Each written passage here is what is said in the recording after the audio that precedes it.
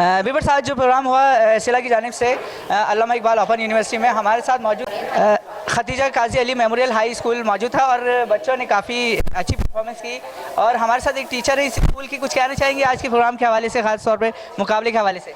जी, बहुत tough competition था, बहुत मतलब मुश्किल मुकाबला था और बच्चों ने बहुत मेहनत की थी। और दूसरे तमाम स्कूल्स के भी बहुत सारे बच्चे अच्छे प्रोग्रेस ली, उन्होंने भी बहुत मेहनत की। लेकिन मैं यहाँ पे ये एक बात कहना चाहूँगी कि जिस तरह से मतलब निज़ाम था वो बहुत बेहतरीन था।